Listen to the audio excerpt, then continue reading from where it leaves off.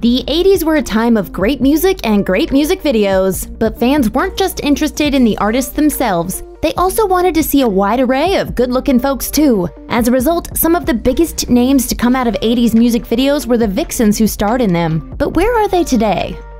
There may have been music video babes before Tawny Kitaen, but none who seemed to capture the pure essence of 80s excess with such glee. In fact, she may very well be the ultimate video vixen, thanks largely to her turn atop a Jaguar XJ in Whitesnake's 1987 hit, Here I Go Again. It took just 4 minutes for this little-known actress to transform into the ultimate 80s pin-up and enter a relationship with the band's frontman, David Coverdale. The two would marry in 1989. Kitaen would then use her MTV fame to land a role on the sitcom The New WKRP in Cincinnati, but the good times wouldn't last. She divorced Coverdale in 1991 and then married MLB pitcher Chuck Finley, only to see their marriage end following an arrest for assault against him in 2002. A stint on celebrity rehab came next, as Kitaen attempted to deal with her destructive drug habit. These days, Kitaen is focusing on being a mother and works with at-risk women. She's even got her famous breast implants removed in a sign that she's finally moved on from her video vixen days. Being a former Playboy playmate almost lost Ola Ray her dream job starring opposite Michael Jackson. She'd been cast as his love interest for the soon-to-be smash hit Thriller, but the superstar singer had concerns. It was director John Landis who finally talked Jackson into keeping her involved. The 13-minute music video would go on to become the most successful of all time, selling 9 million home video copies. I couldn't believe it. I couldn't believe that out of all the women in the world that I was chosen to work, and I am so honored to have had that opportunity. Sadly, Ray's struggles with drug abuse consumed her life, and she was charged with cocaine possession in 1992, though she says she's clean now. She soon left the industry, telling People magazine that she refused to give out sexual favors to land parts. She later found herself embroiled in a lawsuit with the Jackson estate, which she claims still owes her money for the iconic music video. The lawsuit was filed just 1 month before Jackson's death, and they eventually settled out of court. But don't think she has any hard feelings for the king of pop. She released a bizarre but relatively positive music tribute to him in 2013. There were a whole bevy of babes in the video for Robert Palmer's Addicted to Love, but Mac Gilchrist always stood out for her cool demeanor and statuesque beauty. A fashion model and the former face of Chanel's Allure perfume, Gilchrist's career was already rolling by the time Robert Palmer came knocking. In fact, she has described her most iconic turn as just another day's work. But it wasn't until she was 45 that Gilchrist found her true passion, making the world just a little more green. While she had once owned her own reggae label and even briefly worked as a part-time firefighter, it was her passion for horticulture that led her to start Edible Bus Stop, a company dedicated to creating edible gardens alongside public bus stops. The results at the end of today are absolutely spectacular. We pride ourselves in greening the grey at the Edible Bus Stop. In British new wave band ABC's Poison Arrow video, lead singer Martin Fry just can't take no for an answer. No matter how many times Lisa Vanderpump rejects his advances, Fry just keeps coming, first dressed as a singing telegram, then a rock star, and then a tuxedo-bedecked millionaire. It must not have been that far from the truth for the English model, who was the toast of London at the time. One man Vanderpump did say yes to was Ken Todd. The two married in 1982 and founded a bar and restaurant empire together, but that was just the start for the millionaire socialite. In 2010, Vanderpump debuted on Real Housewives of Beverly Hills, instantly becoming a reality superstar. She's since fronted her own spin-off, Vanderpump Rules, and popped up on Dancing with the Stars, on which she was voted off in week 4 of the 2013 season. No one could have possibly told Courtney Cox that life was gonna be this way. Then again, it might not have been if she hadn't landed a starring role in Bruce Springsteen's video for Dancing in the Dark. Cox was still a fledgling model at the time, although the boss didn't know that. He thought the girl he was told to pull up on stage was just a random fan. Director Brian De Palma didn't tell him the truth until the video was in the can. The song and music video were both smash hits, and suddenly everyone wanted to be in the Courtney Cox business. She quickly picked up parts in films like Masters of the Universe and Cocoon: The Return, and played one of Michael J. Fox's girlfriends on Family Ties. But it would be a little show called Friends that would really launch her into superstar status. Oh my. Monica's gonna marry a millionaire! As part of the show's ensemble, Cox dominated a decade of ratings and eventually took home $1 million an episode. These days, Cox isn't exactly hard up for work. She starred on the long-running hit Cougar Town and has appeared on everything from Running Wild with Bear Grylls to Shameless. And considering her net worth has been estimated at over $120 million, she can probably do just about anything else she wants to. 80s TV wasn't just Thundercats, Domino's Pizza commercials, and facts of life. Remember the very special episodes of your favorite 80s shows? The ones that got pretty dark and quite possibly left you with lifelong nightmares? We're here to dig up some of your saddest TV memories.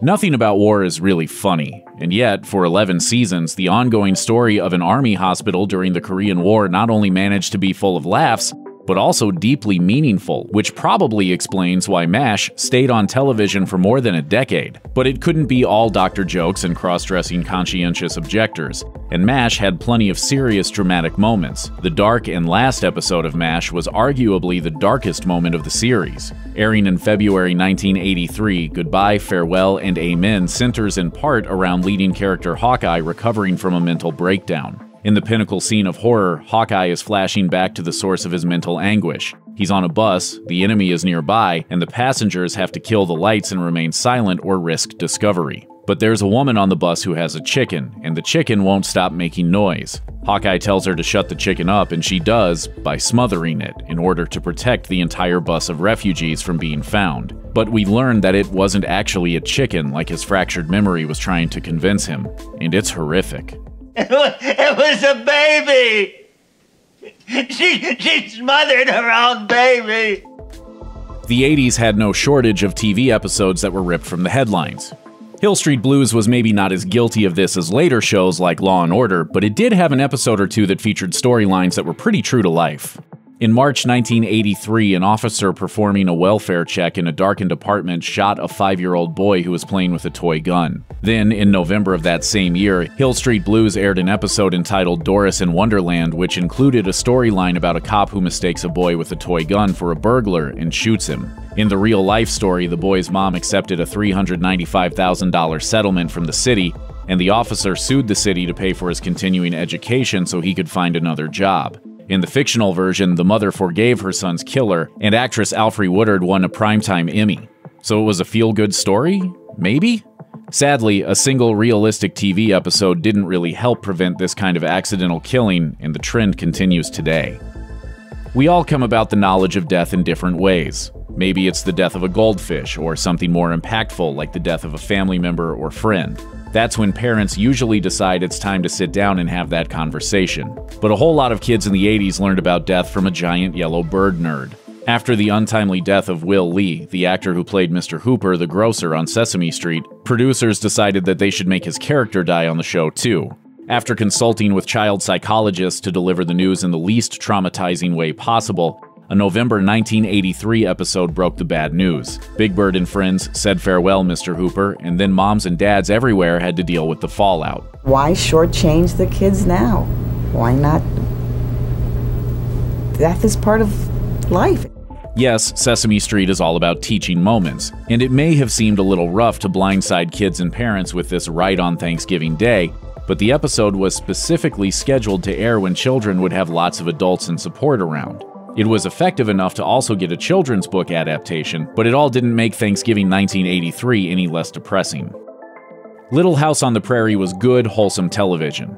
Every episode was a lesson in proper behavior, complete with characters you love to hate and tragedies that can always be fixed with a little family togetherness. But even Little House on the Prairie was guilty of sometimes taking it too far, like the episode where Albert Ingalls moves to the city and comes home a drug addict. Even stranger, he didn't get addicted because he needed it for pain, he got addicted so he could fit in with the big city in crowd. Because, in this reality, the Wild West is full of morphine-addicted teenage cowboys.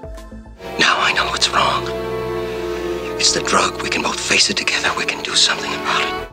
The episode featured Albert stealing drugs from Doc Baker and going through withdrawal symptoms because there were no rehab centers to help morphine-addicted cowboys. Incidentally, morphine addiction was actually a thing in the late 19th century because of doctors overprescribing the stuff, but it wasn't quite how it was depicted in the show. It can feel pretty strange when a normally upbeat sitcom, usually dependable to provide some comic relief at the end of a long day, drops a very special episode bomb in primetime, but the 80s were no strangers to heavy messages slipped between laugh tracks. In March 1987, NBC aired a special 1-hour episode of Family Ties so they could explain the horrors of drunk driving to their audience, who'd probably just settled in for 30 minutes of laughs. In the episode, central character Alex P. Keaton has to confront the death of his best friend in a drunk driving accident. Incidentally, said friend was introduced for the first time ever in that episode, so the impact wasn't exactly as deep as it could have been if it were someone like, say, Skippy. We get to watch him confront his emotions with his family, and then we get to see him in a black void for 30 commercial-free minutes while he talks it all over with an off-screen therapist. Not exactly the height of comedy. If you're old enough, you remember former daytime talk show host Geraldo Rivera. If you're even older, you might remember him walking around with a bandage on his nose because he wore that thing like a badge.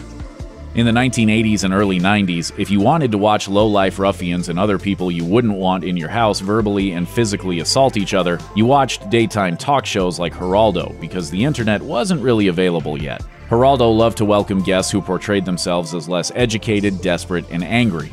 The program you're about to see features hardcore girl gang members. Now, what makes their stories even more tragic is the fact that every one of them is also pregnant. These ladies are getting on their feet by lying on their backs. I don't know if you'll recall this, but he made the news recently, Gigi did, when it was revealed that he relieved himself on stage, live. That sometimes equaled violence, and that equaled ratings. In November 1988, Geraldo taped a show entitled Hate Mongers, which put young white supremacists and a black man together on the same stage. In theory, they could talk out their differences and solve racism. Except, of course, that's not what happened, because that's not what producers wanted to happen. What they got was beyond what even they expected, though.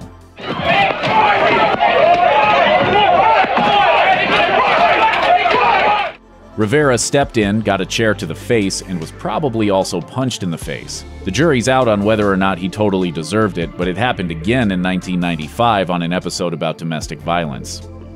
Starring Rowan Atkinson, Blackadder was classic British comedy, often silly, sometimes absurd, and occasionally dark. But the darkest episode of them all was Goodbye, which aired in November 1989 and was the last episode of the series Blackadder Goes Forth. I think the phrase rhymes with clucking bell. The series finale was a weird mix of funny and terrifying. Blackadder and his fellow World War I soldiers are about to be sent to the front lines. In past episodes, Blackadder usually managed to scheme his way out of danger, or at least put in a good effort at scheming his way out of danger. Put your underpants on your head and stick 2 pencils up your nose. They'll think you're crazy and send you home. But this is the last episode, so we get to experience Blackadder's panic, some fleeting hope as Baldrick comes up with a plan, and then his despair as the plan fails and he realizes this is truly the end.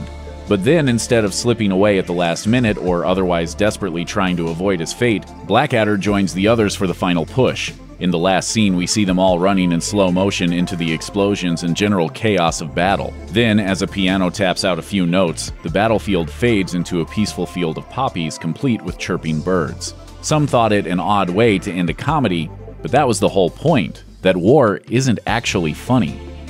Cagney and Lacey was one of the most groundbreaking shows of the 80s because it featured female cops who were, female, and good at their jobs.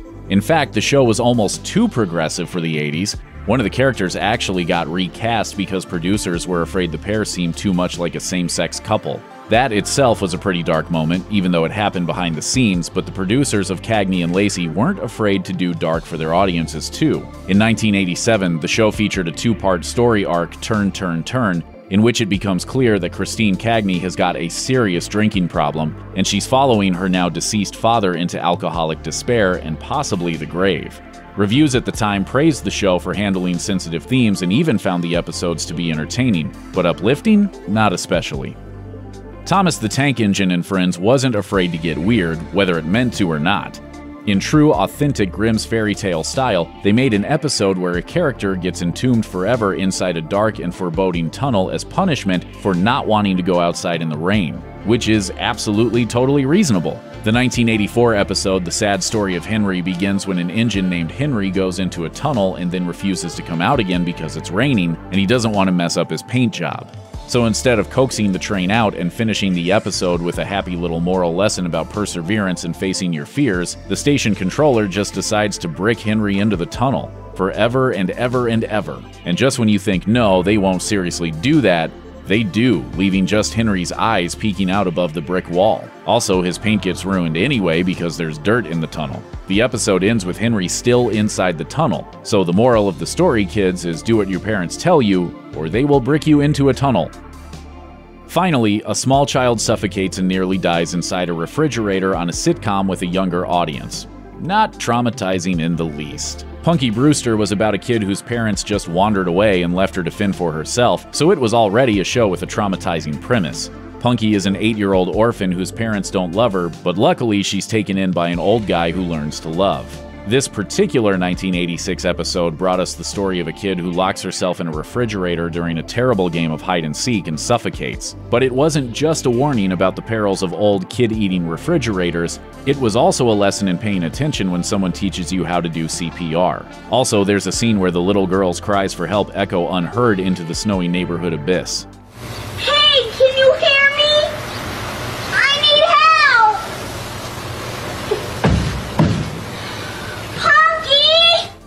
When the missing girl is found inside the refrigerator, one kid can't help because he wasn't paying attention during CPR class, but that's okay because Punky brings her friend back to life anyhow.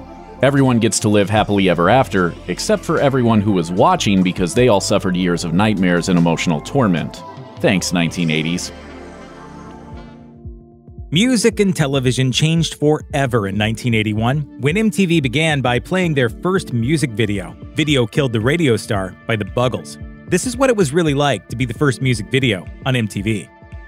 By the mid-1970s, work-for-hire English bassist Trevor Horn had moved into production and opened a studio. He was tasked with putting together a touring band for his girlfriend at the time, pop singer Tina Charles. Keyboardist Jeff Downes auditioned, and they hit it off so well that he and Horn decided to form a band, bringing in guitarist Bruce Woolley. The three started jamming and writing music together. The third song they composed was Video Killed the Radio Star. Woolley soon dropped out, though, to pursue a solo career, so Horn and Downes continued as a duo. Horn told The Guardian, "I had this vision of the future where record companies would have computers in the basement and manufacture artists. With that in mind, they decided to style themselves as, quote, robot Beatles, and thus the Buggles were born." It took a while for the Buggles to finally get a record deal and release Video Killed the Radio Star, and the delay nearly derailed them, as their own cohort, Bruce Woolley, ended up recording his own version and rushing it to stores before the Buggles could get their single out. Luckily for the Buggles, though, Woolley's version failed to make an impact. The Buggles' attempt to get a record deal also paid unexpected dividends, as Horn ended up marrying Jill Sinclair, one of the executives who tried to sign the band. Eventually, they got a deal, but it still took 3 long months of work in the studio to perfect Video Killed the Radio Star before it was finally released in 1979. It was worth in the Buggles' native United Kingdom, boosted by an appearance on the show Top of the Pops. Then the song hit big all around the world. Video Killed the Radio Star topped the localized pop chart in Ireland, Italy, Switzerland, France, Sweden, and Austria. It arguably did the best in Australia, where it not only hit #1 on the hit parade, but remained the most successful single in the country for nearly 3 decades. About the only place it wasn't a bankable hit was the United States, where it only reached #40 on the charts. But Video Killed the Radio Star would get a second chance thanks to, appropriately enough, video itself. Though the Buggles lip-synced their hit on Top of the Pops, it wasn't their favorite thing to do, which is why the new idea of making a music video rather than performing live appealed so much to the group. Downes later told People, "We were not a live band, we were studio boys." So they decided to go all out with a shoot that cost a staggering amount for the time, $50,000, at a point where most music videos were just basic shots of the band singing. The Buggles, though, featured special effects, elaborate costumes, and even a cameo by future Oscar-nominated composer Hans Zimmer. One of the handful of pre-existing music videos MTV had in its possession when it began broadcasting in 1981 was the one for Video Killed the Radio Star. In retrospect, it seems like the obvious choice to kick off the channel, but program director Steve Casey said he had to fight for it. In the tell-all book I Want My MTV, he said, "Nobody wanted to launch with Video Killed the Radio Star. They thought we had to play a hit. I said, nobody's going to be watching. It's symbolic." Casey's argument prevailed, and MTV brass slated the video to be the first one it played. MTV co-founder Bob Pittman said, "It was too obvious not to do it. We didn't expect to be competitive with radio, but it was certainly a sea change kind of video." what was the video, in your opinion, that absolutely changed the game forever? The first one, the Buggles. Despite how famous Video Killed the Radio Star is now for being the first MTV music video, being featured on MTV didn't really help the band much. By the time MTV debuted in 1981, the single was 2 years old and had long since dropped off the charts. The boost wasn't enough to return it to the charts, and whatever bump it may have provided didn't seem to help sales on their next album either. Adventures in Modern Recording was released in November 1981, just 3 months after MTV began broadcasting, but it only managed to reach number 161 on the American Billboard charts. One likely reason was a lack of support from the band itself, because by this point, there actually was no band. Horn and Downs both joined the band Yes in 1981 for a single year. By 1982, Horn had become a full-time producer, and Downs was busy founding the supergroup Asia. The Buggles disappeared as quickly as they arrived. Though they only had one hit that wasn't even a hit in the US, the Buggles and Video Killed the Radio Star continue to have a long legacy, thanks in part to the song's association with MTV. On February 26, 2000, the channel celebrated 1 million videos with a special broadcast, the millionth video being, of course, Video Killed the Radio Star. That clip is so associated with big MTV moments that other channels have adopted the tradition. When millennial-targeted cable network Pivot launched on August 1st, 2013, exactly 32 years to the day after MTV's debut, it did so with an airing of Video Killed the Radio Star. And when MTV Philippines went off the air in 2010, it faded away with Video Killed the Radio Star. Since then, the song has received a second, less savory life as a popular TikTok meme, making it clear that the Buggles are going to keep killing it forever, something that's fine with Horn. It's a privilege to still be working it after all this time, you know? Following their stardom in the 80s, these musicians struggled with illness, legal troubles, and other tragedies, but their legacies still burn bright. Pete Burns, frontman of the new wave group Dead or Alive, passed away in October 2016 at the age of 57 from sudden cardiac arrest. His band formed in the late 70s, but it wasn't until their 1984 single, You Spin Me Round Like a Record, that they really gained worldwide recognition. The track reached number 11 on the Billboard Hot 100 in the US, while it made it all the way to number 1 in their native UK. While Dead or Alive continued to make music well into the 2000s, Burns started to become more known for his rapidly changing looks by way of extensive plastic surgery. His androgynous appearance endeared him to his fans. As he declared to The Guardian in 2007, "Everyone's in drag of some sort. I was brought up with an incredible amount of freedom and creativity. Society has put certain constraints on things." After Burns' death, many of his fellow 80s icons took to social media to pay tribute, such as Mark Almond of Soft Cell, who tweeted, "We've had some mad times with Pete, but he was a one-off creation, a fabulous, fantastic, brilliant creature." I've been in the industry of, or the filthy quagmire called showbiz, for a very long time, and the excitement of all that rubbish has worn off. On January 29, 2019, R&B legend James Ingram died of brain cancer at the age of 66. Throughout his illustrious career, he was nominated for 14 Grammys and won twice, and he collaborated with the likes of Dolly Parton and Linda Ronstadt. Ingram had an interesting start in the industry, moving to Los Angeles from Akron, Ohio with his band Revelation Funk. As he told the Chicago Tribune in 2012, while his bandmates were the better vocalists, he credits his success to his dedication to performing. After a couple of years, Revelation Funk headed back to Ohio while Ingram stuck it out, snagging backup jobs with Ray Charles and Marvin Gaye. He then caught the ear of producer Quincy Jones, and the rest is history, as he went on to dominate the adult contemporary charts with the likes of such hits as Baby Come to Me and I Don't Have the Heart.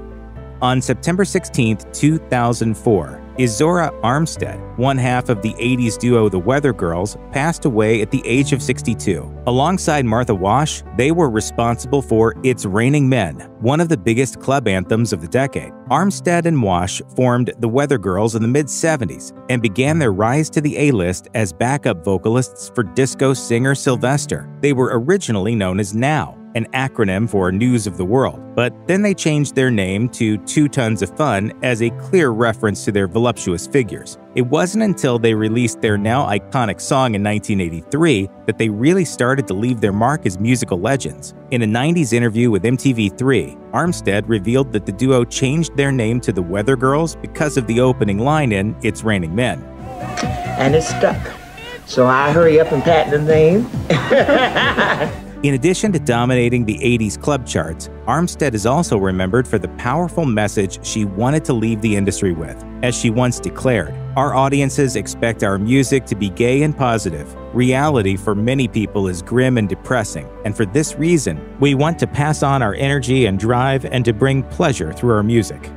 Quiet Riot lead singer Kevin DuBrow was part of the glam metal band since their inception in the 70s. They didn't land their first record deal until the end of the decade, and it wasn't until 1983's Metal Health album that they gained worldwide recognition. They managed to top the Billboard chart with that release, all thanks to their cover of the Slade song Come On Feel the Noise. As Blackie Lawless of the metal band Wasp once mused to the Los Angeles Times, Quiet Riot was the first real MTV rock band. The band continued to make music throughout the decades to come, so it came as a big shock when DuBrow suddenly died on November 19, 2007 from a cocaine overdose. He was only 52. He'd recently broken up with his girlfriend of over 7 years, Lark Williams, who was equally shocked by the rocker's death. As she eulogized him to the Los Angeles Times, "He was as strong as an ox, that boy."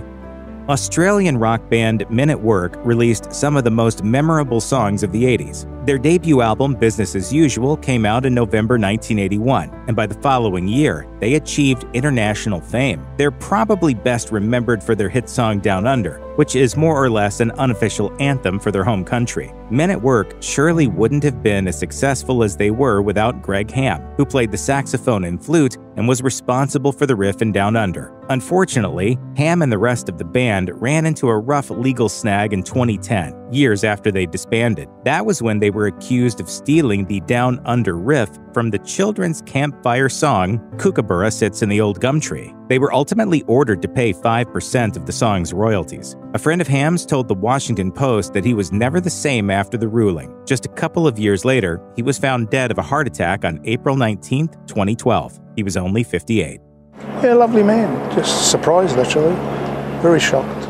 The Pointer Sisters had a storied career that spanned a remarkable 5 decades. They consistently refused to place themselves in the confines of just one genre, as they spanned the worlds of R&B, pop, electro, jazz, and even country. As Ruth Pointer recalled to Fader in 2016, people kept saying, "You gotta pick a category. Why? Why do you have to do that? It wasn't something we felt we had to do." Originally formed in the late 60s by sisters June and Bonnie Pointer, their other 2 siblings, Anita and Ruth, joined the group in 1972 and released their debut album the following year. By the time the 80s rolled around, the quartet released all decided to experiment with solo efforts, none of which reached the same level of fame. On April 11, 2006, the youngest Pointer sibling, June, died of cancer at the age of 52. 14 years later, on June 8, 2020, Bonnie went into fatal cardiac arrest at the age of 69. Australian singer Johan Holtzel, better known by his stage name Falco, achieved international stardom with his 1986 hit Rock Me Amadeus. Interestingly enough, he was the first male rap artist to have a #1 pop song on the American Billboard chart. While Falco may have been a one-hit wonder in the United States, he actually remained near the top of the German and Austrian charts well into the 90s. Then, in the latter part of that decade, he moved to the Dominican Republic and began building his own recording studio, although he tragically never got to see the final product. In February 1998, he died in the city of Puerto Plata when a bus struck his car. He was only 40. As his fellow Austrian musician Thomas Lang noted to The Independent, Falco will forever be remembered, quote, not as the biggest Austrian pop star, but as the only Austrian pop star. What we human beings want to do always on this planet is to climb mountains, you know. Laura Branigan enjoyed immediate success with her 1982 debut studio album, which featured her cover of Gloria, one of the decade's most enduring pop songs. The single skyrocketed to the #2 spot on Billboard's Hot 100 and sat pretty on the chart for an impressive 36 weeks. But Brannigan had already been building her career well before then. In the late 70s, she won an audition to become a backing vocalist for Leonard Cohen and toured with him until the end of the decade, subsequently landing her own record deal with Atlantic. Brannigan likely would have had even longer success if it weren't for her husband's cancer diagnosis in the 90s, which prompted her to hang up her microphone in 1994. As she noted to CNN in 2002, it was not even a choice. Sadly, Brannigan's husband died in 1996, leaving her too overwhelmed with grief to return to music. In the early 2000s, she finally went back into the recording studio, though she never got a chance to revive her once flourishing career. In August 2004, she complained of a headache for 2 weeks, and on the 26th, she suffered a fatal brain aneurysm at the age of 52. Boney M is pretty much synonymous with the 70s disco era. Fronted by Bobby Farrell, they're probably best known for their hit Rasputin, which saw a sudden resurgence in 2021 thanks to a viral TikTok dance trend. Farrell, who actually lip-synced on stage in place of Frank Farian, who assembled the band, remained with the group until 1981, until he was fired by Farian himself. What does the M in Boney M stand for? The M means mother, meditation, money, misery, mysterious. Farrell tried going solo after getting the boot from Boney M, but it didn't quite work out, and he eventually fell on hard times in his home in the Netherlands, living on welfare and even spending a few weeks in prison. By the time the 2000s rolled around, he'd landed back on his feet and was performing again, this time re-recording the biggest hits of his heyday. Farrell was ultimately found dead from heart disease in his hotel room in St. Petersburg, Russia, after a performance in 2010. He was 61. In a bizarre coincidence, he died on December 30th, the same day and in the same city as Russian mystic Grigory Rasputin, the subject of Boney M's most iconic hit. Swedish duo Roxette had a very bizarre rise to international fame. Per Gessle and Marie Fredriksson met in the late 70s, ultimately forming their band in 1986 and subsequently reaching success in their home country with their single Neverending Love. After an American exchange student who was studying in Sweden bought the band's second album, Look Sharp, he brought it home to Minneapolis, where he took it to the local radio station KDWB. From there, the station began playing The Look, a single off the album, which ultimately became a national hit, peaking at #1 on the Billboard Hot 100. And they started playing it, and it was practically #1 before you got a record deal or something amazing like that. Roxette went on to enjoy other hits in the US and continued to tour and release new material into the 2000s. After battling cancer for 17 years, Fredriksson died of a brain tumor on December 9, 2019 at the age of 61. Gessle issued a statement on Twitter, writing in part, "I am honored to have met your talent and generosity. All my love goes to you and your family. Things will never be the same." British band Talk Talk was one of the most influential acts of the 1980s. Although they're often associated with some of their new wave hits, like 1984's It's My Life, it's their later endeavors into post-rock that certain modern-day acts cite as key inspirations. Radiohead's Philip Selway, for one, had high praise for their 1988 album Spirit of Eden. That release could very well be considered lead singer-songwriter Mark Hollis's magnum opus. As The Guardian put it in 2008, Spirit of Eden has not dated. It's remarkable how contemporary it sounds, anticipating post-rock, The Verve, and Radiohead. It's the sound of an artist being given the keys to the kingdom and returning with art. Hollis was also known for his refusal to conform to his label's desires. When EMI tried to change the band's image and the way they spoke to reporters, the singer refused, which earned him a bit of a reputation as surly and self-obsessed. Hollis ended away at the age of 64, with his manager Keith Aspden confirming, "Sadly, it's true. Mark has died after a short illness from which he never recovered." Talk Talk's bassist Paul Webb posted a tribute to his old bandmate on Instagram, writing in part, "He was one of the greats, if not the greatest."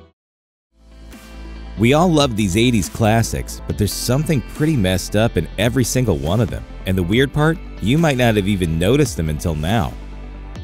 1984's Ghostbusters is one of the most beloved comedy classics of all time, spawning a franchise that encompasses everything, including 2 different Saturday morning cartoons. It's also full of weirdness that goes well beyond the supernatural forces gathering at the top of Dana's apartment building. The most bizarre element might just be how the movie's characters ignore one of its first hints of supernatural powers. When we're introduced to fan favorite Dr. Peter Venkman, played by Bill Murray, he's running a psychological experiment with a couple of grad students. The whole thing is rigged, a detail that's meant to underline Venkman's snarky, somewhat slimy personality. His tactics are less about research and more about flirting with a pretty blonde, which is probably why the university was inclined to fire the whole department. But there's one thing that's easy to miss. The experiment actually works. There's a couple of wavy lines. Sorry, this isn't your lucky day. The whole thing is ostensibly designed to show whether stress in the form of electric shocks can enhance psychic abilities. It turns out that it does, but Venkman decides to ignore that result. It's pretty surprising, since scientifically proving the existence of psychic powers probably would have been the biggest story of his career if he hadn't also fought a giant marshmallow with nuclear laser beams later that year. Set 5 years after the events of the original, Ghostbusters 2 starts off with so many leaps in logic that it sometimes feels less like a sequel and more like a reboot. In the space between the 2 movies, Dana Barrett has ended her relationship with Peter Venkman, gotten married to someone else, had a son, and gotten divorced, and also managed to completely change careers. She goes from being a professional cellist at the New York Philharmonic to working in restoration at the Museum of Modern Art, 2 highly specialized jobs that require vastly different training and education. It's even worse for the Ghostbusters themselves, with the team falling on some pretty hard times. Peter has a cheesy TV show about psychic phenomena, and Winston and Ray are even reduced to appearing in their uniforms at children's parties. The reason? They were sued for all the property damage at the end of the first movie and forbidden from busting any ghosts. That gives audiences the same kind of scrappy team of lovable losers that they loved in the first movie, but since the New York City that we see in Ghostbusters is pretty much under constant attack from the supernatural, it's tough to believe they'd turn on our heroes. Even the most jaded New Yorkers probably aren't going to forget that time a giant sugary kaiju stomped through the Upper West Side and flattened a church. Having citizens denying that happened is a pretty big stretch, even for a movie that asks us to believe in mood slime. While it wasn't a huge success when it hit theaters in 1987, The Princess Bride became a cult classic on home video, and it's easy to see why. Framed as a story being read to a sick child, the swashbuckling tale of fencing, fighting, giants, monsters, chases, escapes, true love, and miracles feels like the best fairy tale ever told, and gave people seeking revenge for the deaths of their fathers the perfect speech to quote as many times as they needed to.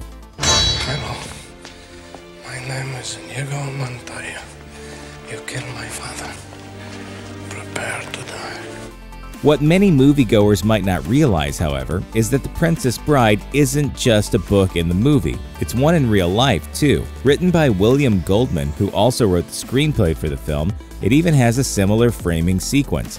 The premise is that it's Goldman doing an abridged version of a story his grandfather used to read him on sick days, full of commentary and asides. It's got plenty of scenes that didn't make the film too, including detailed origin stories for Inigo and Fezzik, and a terrifying trip through Prince Humperdinck's Zoo of Death. There's also a different ending in there, one that's much darker and more ambiguous than the happily ever after of the movie, in which Wesley continues to suffer from having his life drained, Inigo's wounds reopen, and Humperdinck's men close in as the group tries to escape. You might think that's not a big deal, and that movies based on books change things all the time. And you'd be right, except for one thing. In the novel, Goldman claims to be surprised at the ending himself because his grandfather always skipped over that part. Given that Peter Falk's character in the film often skips over things that he doesn't think young Fred Savage would like, it stands to reason that he might have bailed on the downer ending too, keeping it from both his grandson and the movie-going audience. Who could have guessed that movie was lying to you for the past 30 years?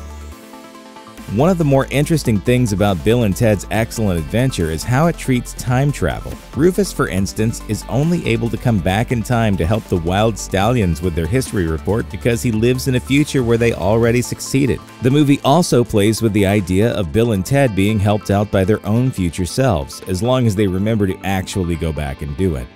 Dear Bill and Ted, Good luck on the report.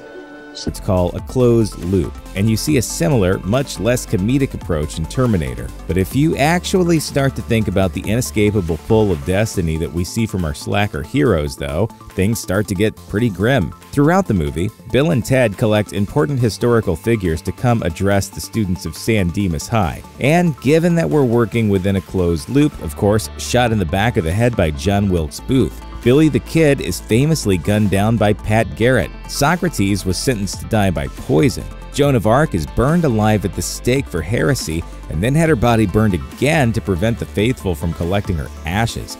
Genghis Khan's cause of death was unknown, but come on, it probably wasn't pleasant. Only Beethoven, Napoleon, and Freud died of natural causes. But even then, the latter two suffered from particularly painful varieties of cancer. Bill and Ted never actually learned anything about history, and in a closed loop, they couldn't have changed their fates even if they wanted to. But still, it's a pretty rough image to keep in mind when you're watching our history pals goof around at San Dimas Mall. Unlike Bill and Ted or Terminator, 1985's classic Back to the Future presents a view of time travel where you actually can change the past. That's why Marty McFly is in danger of being wiped out if he doesn't fix the timeline in 1955, as evidenced by the scenes where he almost fades out of existence before he manages to get his parents back together. We also know that the 1985 he returns to isn't the one he left. Among other things, the Twin Pines Mall has become the Lone Pine Mall after Marty knocks down one of the trees with the DeLorean in the past. What really complicates things, though, is that Marty sees that timeline's version of himself heading back to the past in Doc Brown's time machine after he arrives back in the future. You might think that's just closing the loop, but watch the end of the movie. The Marty that leaves isn't the one who grew up in a crappy subdivision with an underachieving father. It's a Marty who grew up in a world where George McFly was a successful go-getter novelist. So where did that world's Marty go when he traveled back in time?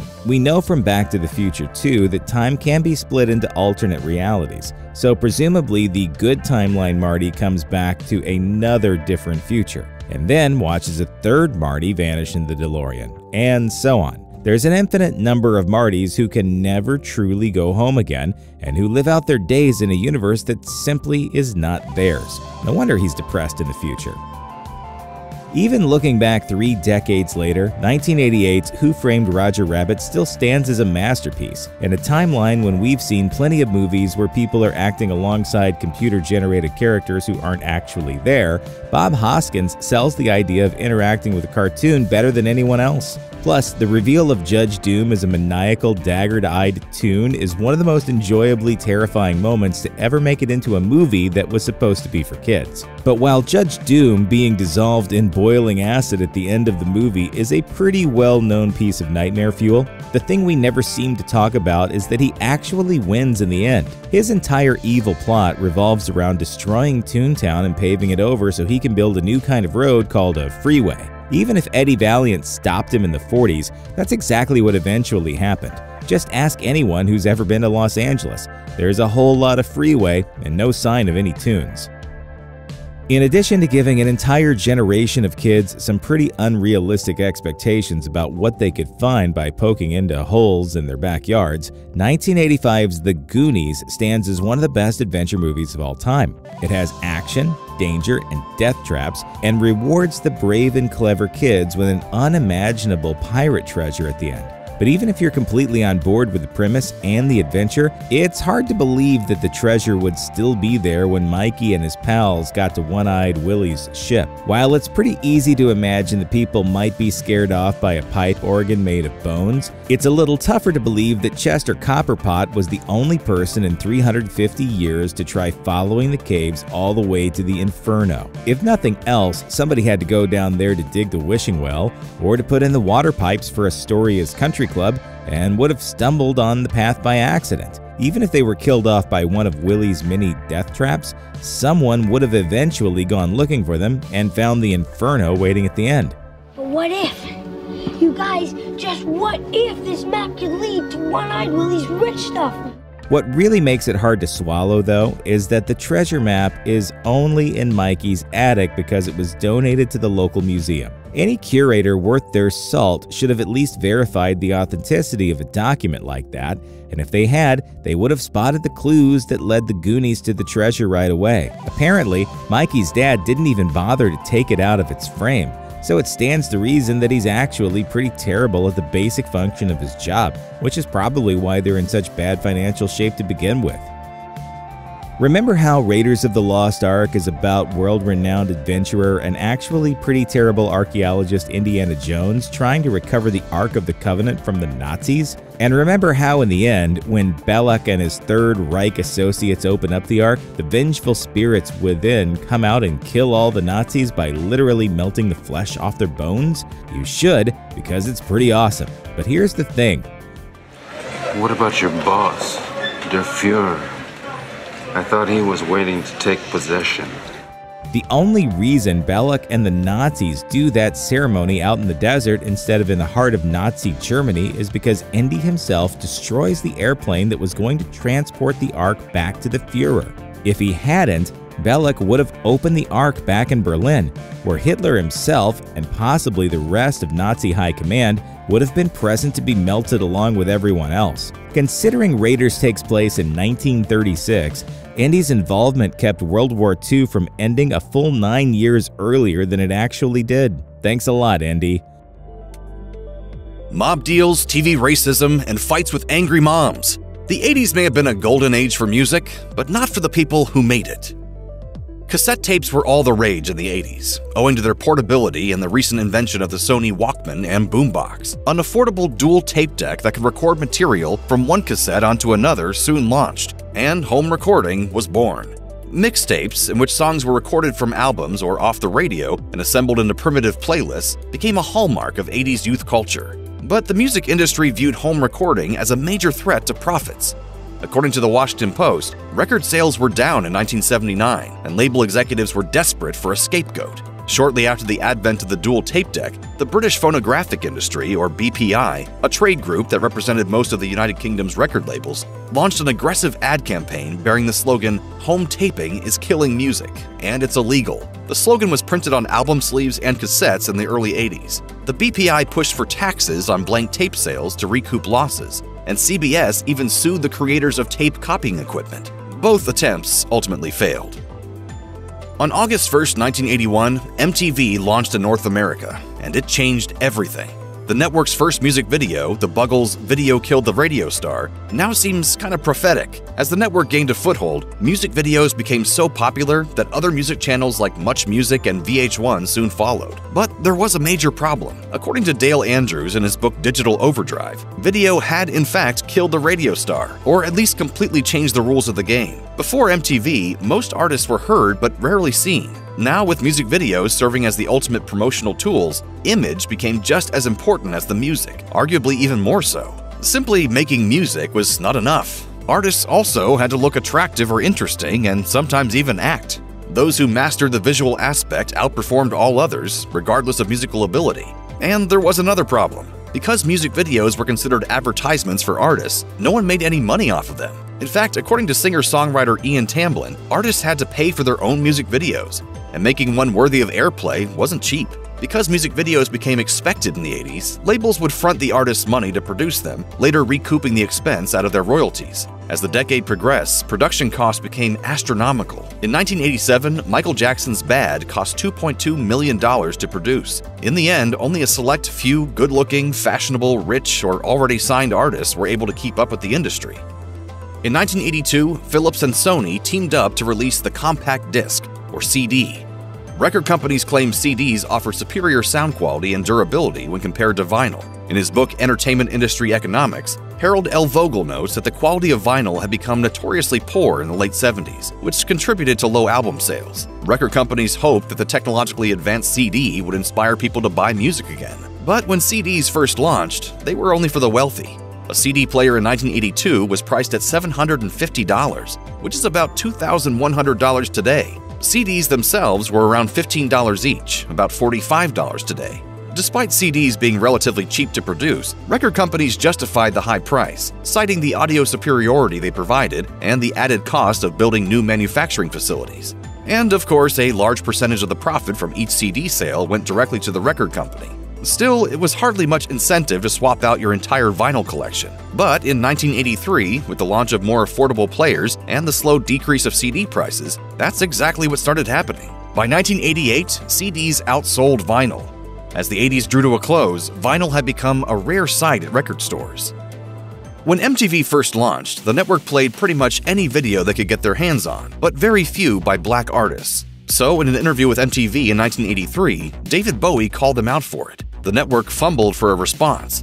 Among the reasons given were that MTV focused on rock music, black music would alienate many viewers, radio segregated music racially so it was an accepted practice, and black artists were not making music videos. A notable example of MTV's color barrier was the network's curious omission of Rick James's Super Freak. Despite the song being a top hit in the United States in 1981, MTV was not playing the music video for it. James declared this blatant racism in a 1983 interview and noted that MTV had no problem playing music videos for obscure white punk bands who didn't even have a label. The color barrier came crashing down in 1983 when CBS head Walter Yetnikoff threatened to withhold videos from his label's other artists, including Bruce Springsteen, Billy Joel, and Cyndi Lauper, to get the network to play Michael Jackson's Billie Jean. MTV complied, and Billie Jean became a huge hit, launching Jackson to stardom. Videos by black artists like Prince and Whitney Houston were soon in heavy rotation on MTV.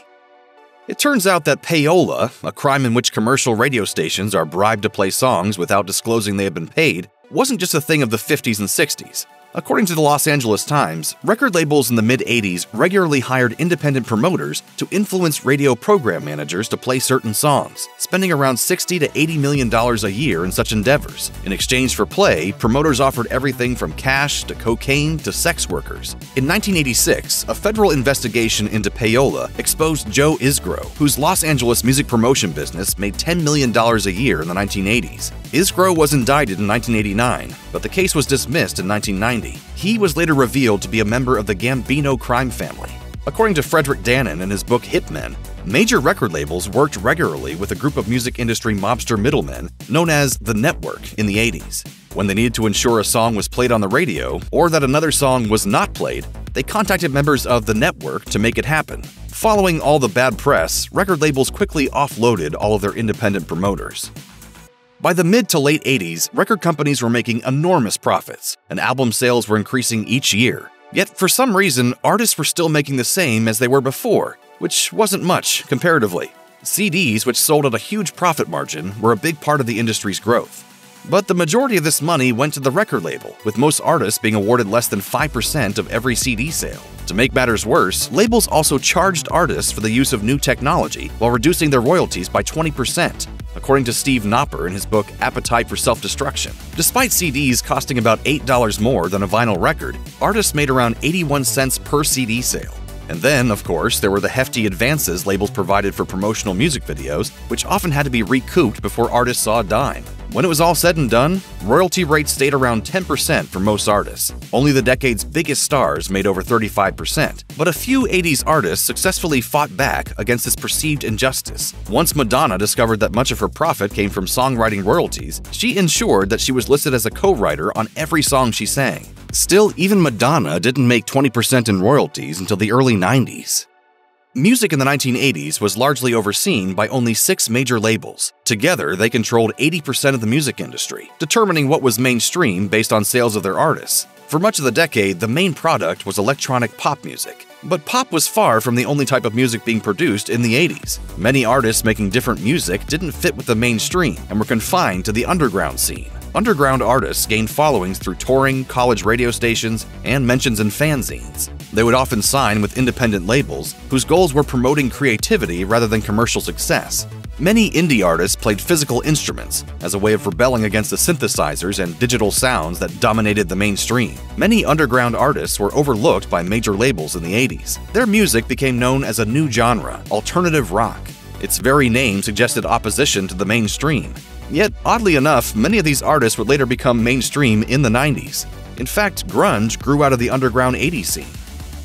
Trouble started brewing in the mid-'80s when Tipper Gore, the wife of politician Al Gore, heard her 11-year-old daughter listening to Prince's Darling Nikki, which references female masturbation. Susan Baker, the wife of the White House Chief of Staff, had a similar revelation when she heard her 7-year-old daughter singing Madonna's Like a Virgin. The concerned mothers formed a group called the Parents Music Resource Center, or PMRC. They started a moral campaign, contacting the Record Industry Association of America, the RIAA, and seeking censorship of music they deemed objectionable and harmful to children. The RIAA initially shot the attempts down, citing the First Amendment. Eventually, they agreed to consider adding a warning label to albums that contained explicit songs, and the movement escalated to a 1985 Senate hearing. At the hearing, the PMRC presented a list of unacceptable songs they deemed the Filthy 15. Standing in defense of freedom of speech were an unlikely trio of musical artists, John Denver, Frank Zappa, and Dee Snider. Denver likened such censorship to the Nazi book burnings, and Zappa called the committee, quote, the wives of Big Brother. Oddly enough, Snider, the frontman of Twisted Sister, gave the most eloquent testimony. Introducing himself as a drug-free Christian father, he explained to the Senate that song lyrics were subjective.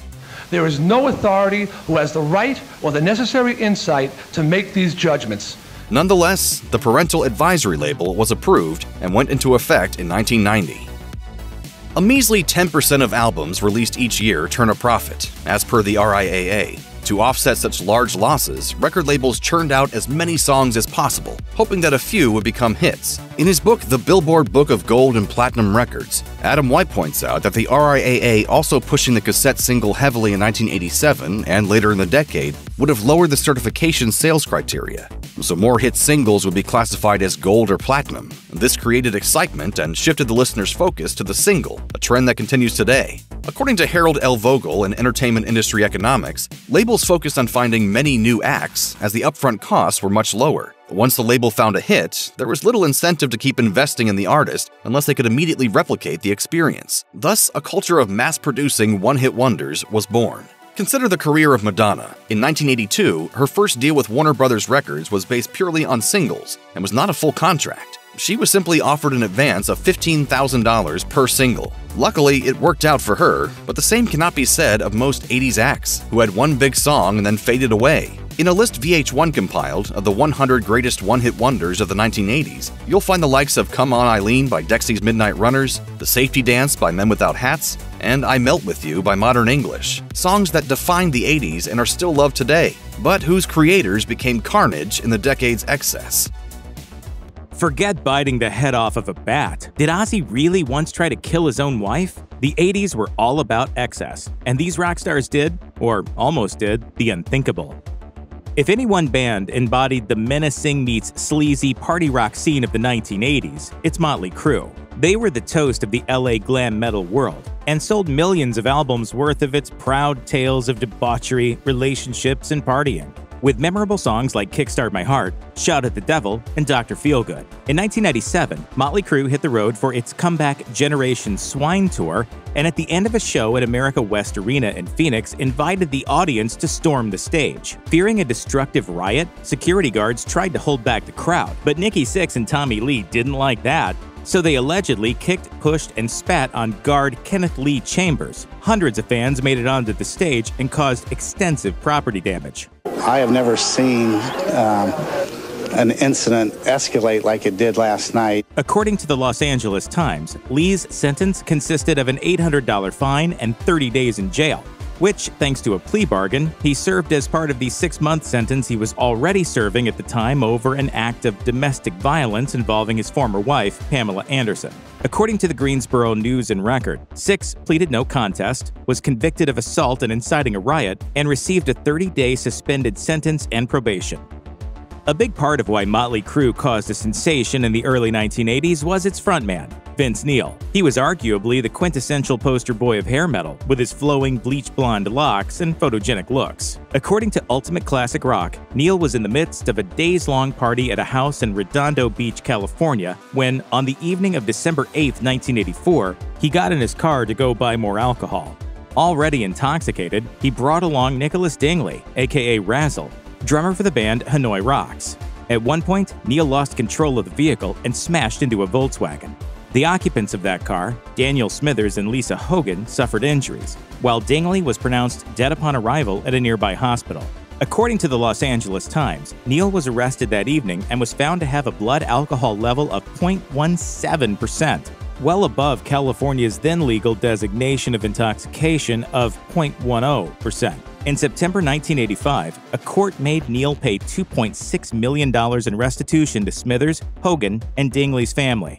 That was part of a deal. Neal agreed to enter a guilty plea on charges of drunk driving and vehicular manslaughter. He was also ordered to serve 200 hours of community service, 5 years of probation, and 30 days in jail. Guns N' Roses ruled rock in the late 1980s. Their era-defining Appetite for Destruction is the best-selling first album in history. The band remained massive into the 90s, with frontman Axl Rose one of the most famous people on the planet. According to UPI, Rose got angry at a 1991 concert at Riverport Amphitheater near St. Louis when he spotted a fan with a camera, which he'd assumed guards had confiscated. Rose then dove into the crowd to grab the camera and remained so mad that he and the rest of Guns N' Roses left the stage, prematurely ending the concert.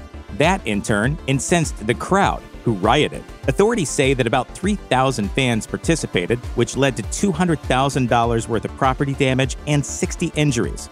Rose was arrested for inciting a riot and was found guilty of assault and causing property damage. Basically spent my time writing autographs for cops and talking with them about rock and roll.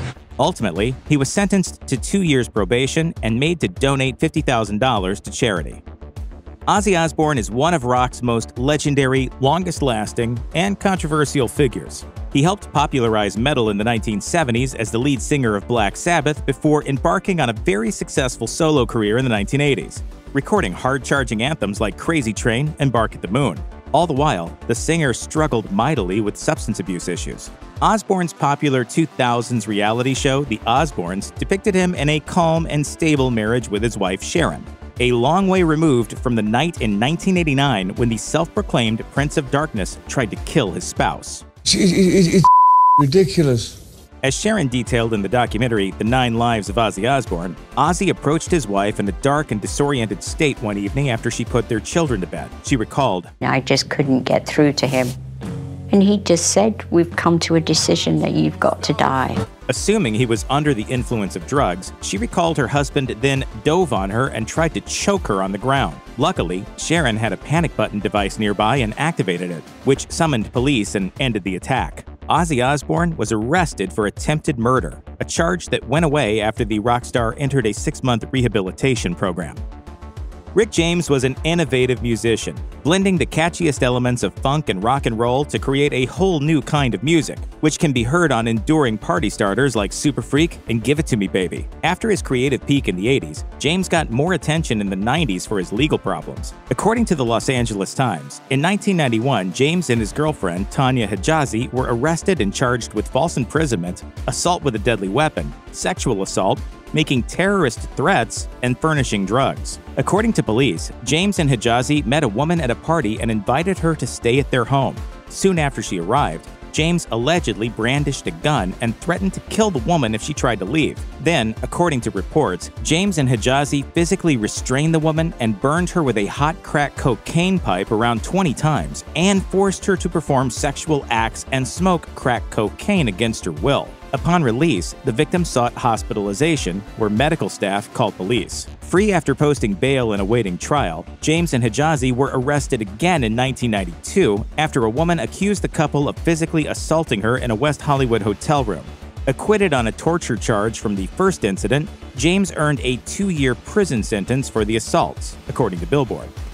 In December 1989, Skid Row brought its brand of heavy hair metal to the Springfield Civic Center in Massachusetts. According to Mass Live, somebody in the crowd threw a drinking vessel at lead singer Sebastian Bach, although reports vary over whether it was a cup or a glass bottle. Bach retaliated by forcefully throwing a bottle into the crowd, where it struck 17-year-old Elizabeth Myers, breaking her nose. Bach wasn't done. He jumped into the stands and kicked a man in the face in the process. After the show, police arrested Bach and charged him with 2 counts of assault and battery and 1 count of mayhem. Following a plea agreement, Bach received 2 years probation, had to pay a $16,000 fine, and worked out a payout with one of the victims. According to the Hartford Courant, it amounted to about $500,000. Hard rock in the 1980s was all about shredding. Who could play guitar the fastest and with the most dexterity? Ranking up there with the likes of well-known America-launched Eddie Van Halen and Stevie Ray Vaughan was Swedish guitarist Yngwie Malmsteen, who played his instrument with the speed and energy of a classical pianist while fronting 80s metal bands like Steeler and Alcatraz. In August 1993, then 30-year-old Malmsteen was arrested in Miami Shores, Florida, and charged with assault. Police arrived after receiving a call from Elaine Potter, who alleged that her 19-year-old daughter and Malmsteen's girlfriend, Amber Landon, was being held in the guitarist's home without her consent. When Potter tried to get Landon off the premises and return to the family home in Arizona, Malmsteen allegedly turned frighteningly aggressive and violent. Potter said, "He took out a shotgun and he took out a handgun. He said, if you think you are taking her anywhere, you are not going, or you are going to find out how this gun works." After an hour-long standoff with police, Landon exited the home, followed by Malmsteen. The musician was booked and charged with aggravated assault with a deadly weapon. According to Guitar Site, the charges were eventually dropped, and Malmsteen and Landon married. One of the loudest, heaviest, most unpretentious, straightforward rock and roll bands of all time, AC/DC emerged from Australia in the 1970s to become worldwide sensations in the 1980s, selling more than 50 million copies of its 1980 album, Back in Black. It's chock full of headbanging standards like the title track, Hell's Bells, and You Shook Me All Night Long. Providing the powerful rhythm for the majority of AC/DC's history was drummer Phil Rudd. According to Rolling Stone, Rudd drummed for AC/DC during its late 1970s and early 1980s heyday, sitting behind the kit from 1975 to 1983, and from 1994 until 2015, when his extensive legal issues precluded him from participating in band activities. In November 2014, police raided Rudd's home in Tauranga, New Zealand, and arrested the drummer for attempting to order the murders of two men. According to Rolling Stone, that charge was dropped the following day, but Rudd still faced charges of possession of marijuana and methamphetamine. A judge ultimately sentenced Rudd to 8 months of house arrest and a 24-hour-a-day surveillance to be served at his home in New Zealand. A style and musical icon in the mid-1980s, Boy George sang anguished, sophisticated songs of love and heartbreak as the frontman for the British group Culture Club. He was as well known for his traditional gender role-defying style of dress as he was for his many hits, which included Karma Chameleon, Do You Really Want to Hurt Me, and It's a Miracle. According to The Guardian, Boy George brought model and escort Auden Carlson to his London apartment in April 2007. After inviting Carlson into his bedroom to ingest cocaine and pose for a nude photo shoot, Boy George left to go buy cigarettes, and upon his return, grew incensed when he became convinced that Carlson had accessed his computer. Carlson would later testify in court that Boy George then said, quote, "Now you're going to get what you deserve," and handcuffed the escort to his wall and beat him with chains and leather straps. Carlson managed to break free and attempted to flee, and as he ran out, Boy George beat him with a piece of metal. In a 2009 court proceeding, Judge David Radford ruled that Boy George's actions were premeditated, callous, and humiliating, and left Carlson shocked, degraded, and traumatized. The singer was sentenced to 15 months behind bars for false imprisonment.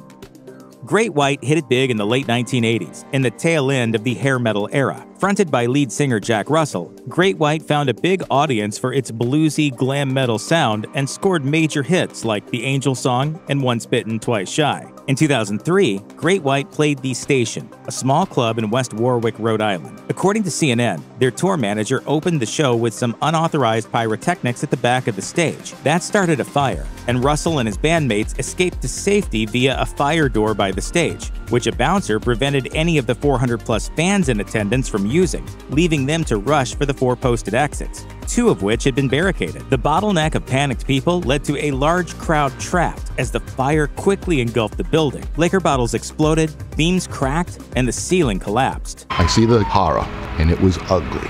The roof was caving in, walls were caving in, body after body in front of me.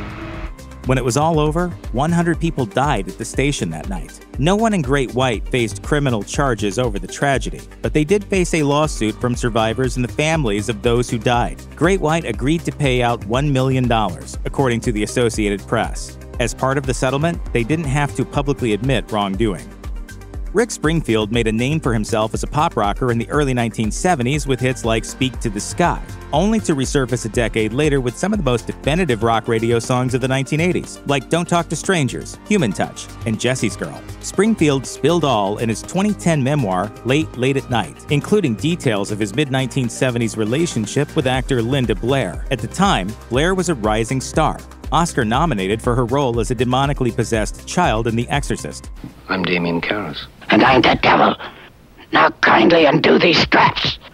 When she began dating Springfield, she was 15, and he was 25, a setup that constitutes statutory rape. Springfield wrote, "I am her first lover and she is an enthusiastic learner. We're actually really shocked by the incensed articles in both teen and regular press about our affair." The singer would later meet Barbara Porter when she was 15. Springfield told People he rejected her because she was, quote, too young. But after she turned 18 in 1981, they started dating. Springfield married Porter in 1984. In 2000, according to ABC News, police in Malibu, California responded to an emergency call at the couple's home and arrested the rock star on spousal abuse charges. 80s rock music was characterized by big hair and bigger amps. Oh, and don't forget spandex. Like any musical fad, hair bands didn't last forever. From cameos in cult classics like Wayne's World to helming ridiculous reality TV shows, here's what happened to these famous 80s hair bands. Guns N' Roses were stratospheric in the late 1980s and early 90s, consistently smashing chart and tour records. Despite the band's success, its two leading egos, vocalist Axl Rose and guitarist Slash, simply couldn't get along. In 1996, Rose brought in his friend Paul Tobias to play rhythm guitar, prompting Slash to leave the band in October of that year. Q magazine reported that drummer Matt Sorum called Tobias the Yoko Ono of Guns N' Roses. Axl Rose continued touring under the name Guns N' Roses, even though he was the only original member of the band, and began work on the electronic-infused record Chinese Democracy. The album racked up over $13 million in recording costs by 2005, according to the New York Times, before finally being released in 2008. No thanks was given to Dr. Pepper, which Exclaim says offered everyone in America, except Slash and Buckethead, a free drink if the album came out that year. In 2012, Lookswing reported that Rose said the band would never reunite in this lifetime. 4 years later, Guns N' Roses did, in fact, reunite for the aptly named Not in This Lifetime tour. The tour ended up stretching into 2019 before the band's tour plans were halted due to COVID-19. In 2016, Slash told Ultimate Classic Rock, "We all were pretty positive the reunion would never happen, so it's still sort of blowing our minds." Motley Crue was the quintessential glam rock hair band in the early 80s, but come 1987, their legacy almost came to an end. That year, Newsweek reports that founding bassist Nikki Sixx overdosed on heroin. Despite being declared legally dead in the ambulance, Sixx was revived with 2 shots of adrenaline by a paramedic who just so happened to be a Crue fan. The group went sober in 1989 and released their most successful album, Dr. Feelgood. In 1992, Ultimate Classic Rock reports that lead singer Vince Neil left the band, but returned just a few years later in 1997. Motley Crue went on to tour for nearly 2 more decades, culminating in a worldwide farewell tour with Alice Cooper in 2015. Motley fans are still going to be Motley fans, whether we're number 1 or, 101. The band signed a cessation of touring contract that year with a vow that they'd never tour again. Yet, 4 years later, Netflix released The Dirt, a biopic based on the group's 2001 autobiography. The popularity of the film convinced the band to literally blow up the cessation of touring contract. In summer 2022, Motley Crue will begin a stadium tour with Poison, Def Leppard, and Joan Jett. After a hugely successful 1980s, British hairband Def Leppard faced tragedy at the beginning of the 1990s. Loudwire recounts that guitarist Steve Clark died in January 1991 due to a mix of prescription drugs and alcohol. The band continued to tour at a rampant pace, with iHeartRadio reporting that they broke a Guinness World Record in 1995 for performing 3 concerts on 3 continents in a single day. In the US, Def Leppard was hugely popular, especially among women. Guitarist Phil Collen recounts in his memoir, Adrenalized, Life, Def Leppard, and Beyond, that a total stranger even approached him in an elevator and initiated a sexual encounter with him unprompted. Def Leppard released their biopic, Hysteria, The Def Leppard Story, in 2001 and continued releasing hit albums. They recorded a cover for Paul McCartney's tribute album and did shows with Taylor Swift, Kiss, Journey, Cheap Trick, and many other popular artists. After a 2019 Las Vegas residency, the band made plans to link up with Motley Crue, Poison, and Joan Jett for the stadium tour, which would be postponed until summer 2022 due to the COVID-19 pandemic. After becoming one of the top hair bands of the late 80s, Poison sent 20,000 CDs to US troops during the Gulf War. According to Moondance Jam, this act earned them a thank you from then Secretary of Defense Dick Cheney. According to Tone Deaf, guitarist C.C. DeVille and lead singer Bret Michaels got into a fight backstage at the 1991 MTV Video Music Awards. The guitarist was subsequently fired, but got his job back 5 years later.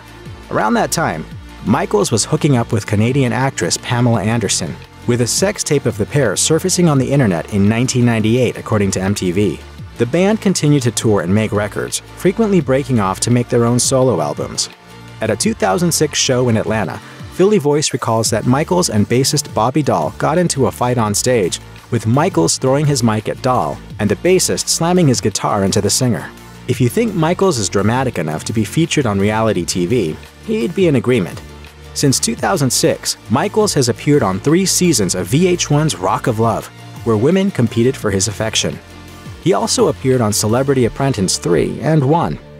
Poison has continued to tour, and they're scheduled to open for Motley Crue and Def Leppard in summer 2022.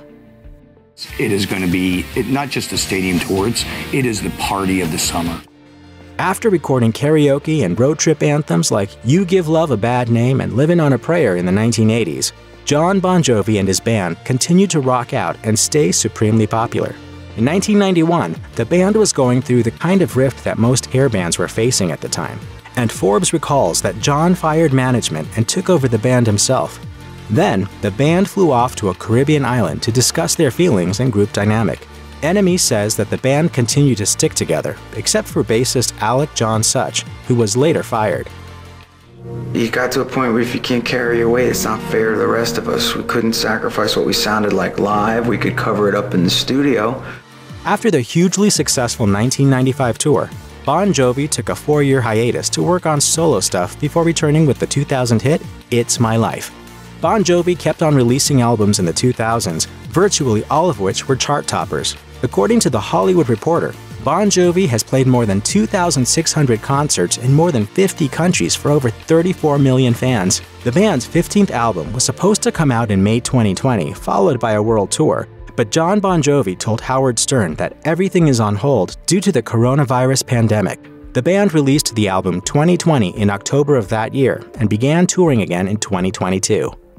Kiss pretty much owned the 1970s and early 80s, but in 1983, they felt it was time to wipe off their makeup and ditch their costumes. Fans weren't impressed, but singer Gene Simmons told Rolling Stone he felt the spirit of the band lived on. Tragically, drummer Eric Carr was diagnosed with cancer in 1991 and died at the age of 41, so the band's lineup was in a complete state of flux.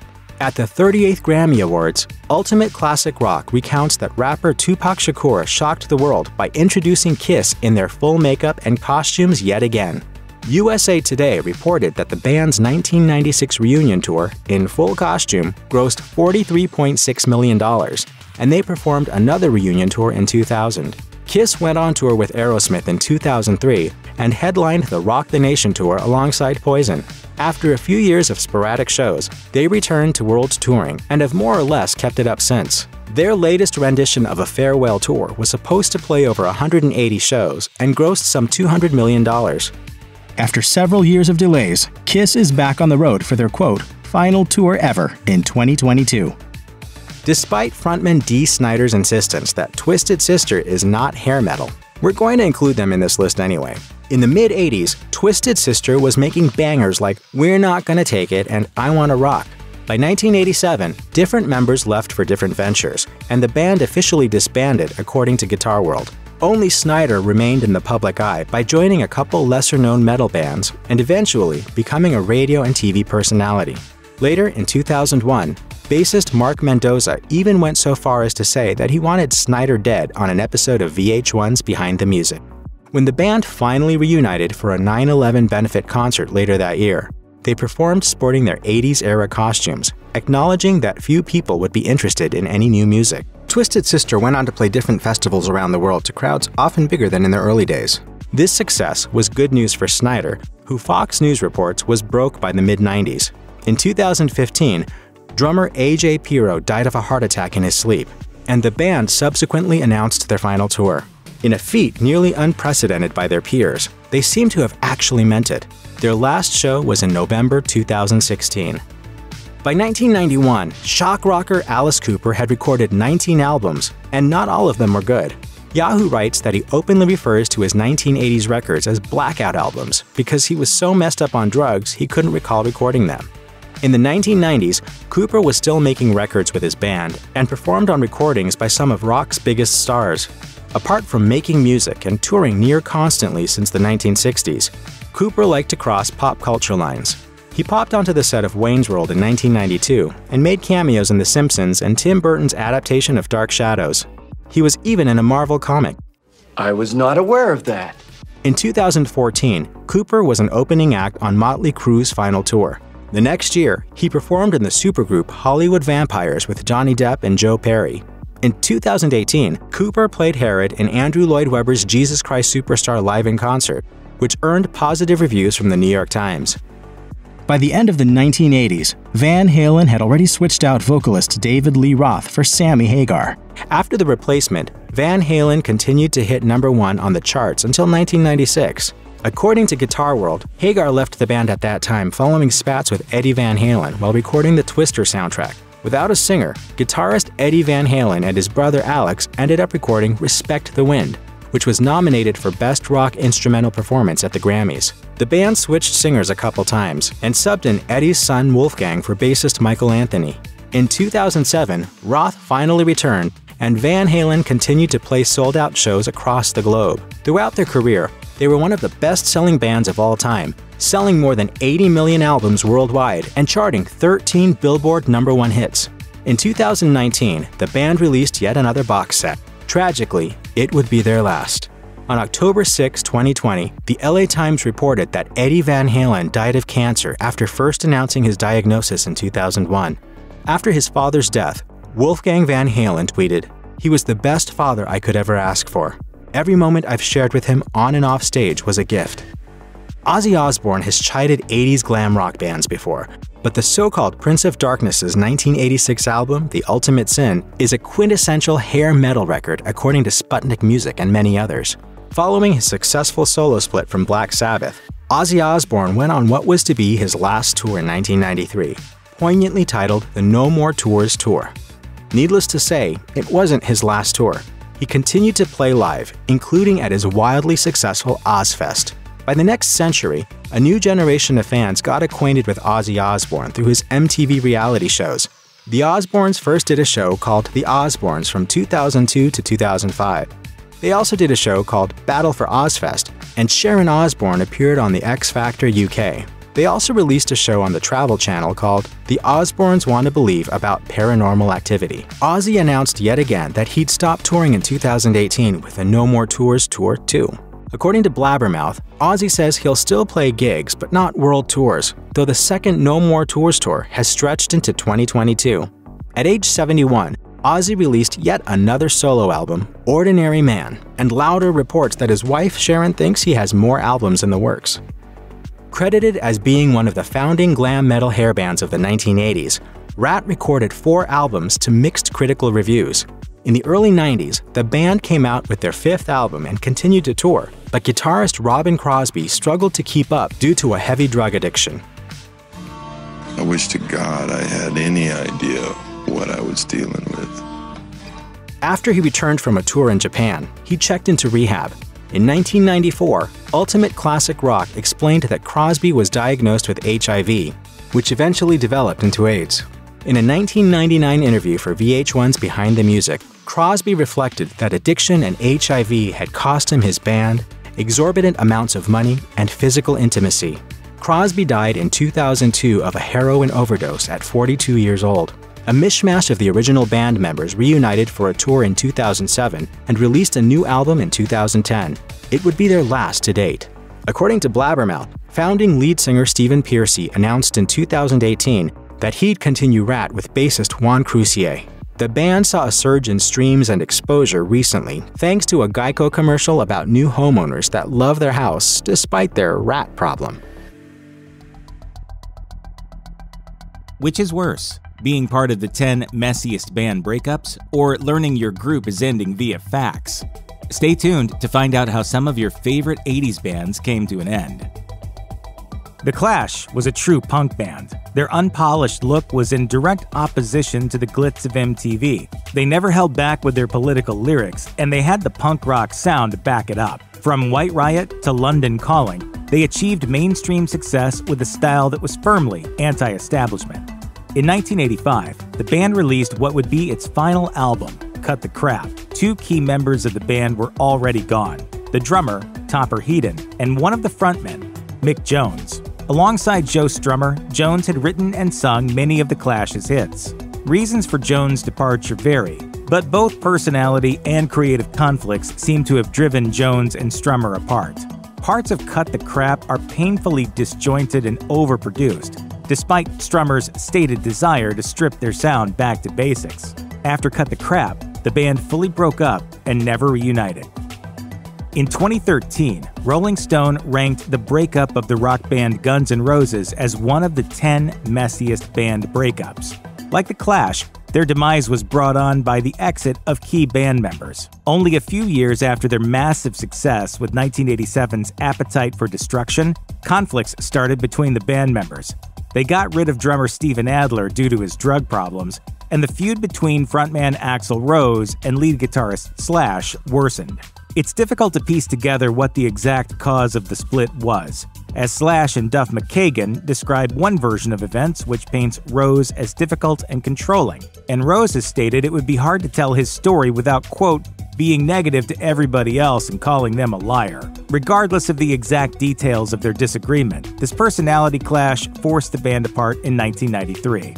In 2016, Axl Rose, Slash, and Duff McKagan reunited for a tour after 2 decades apart. They remain in the current lineup, and in August 2021, the band announced a new song titled Absurd. Time magazine describes the Pixies as having, quote, a demented, dreamy, surf punk sound combined with irreverent and sometimes morbid lyrics that were a major influence on 1990s alt-rock. Kurt Cobain said that their album Surfer Rosa changed his life.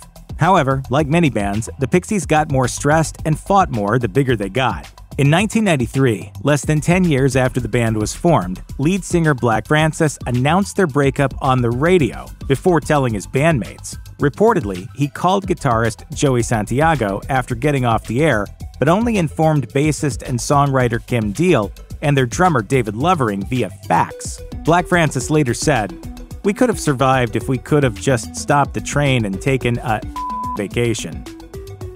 The Waitresses were a band invented exclusively for the single I Know What Boys Like. When it came time to follow it up, they struggled.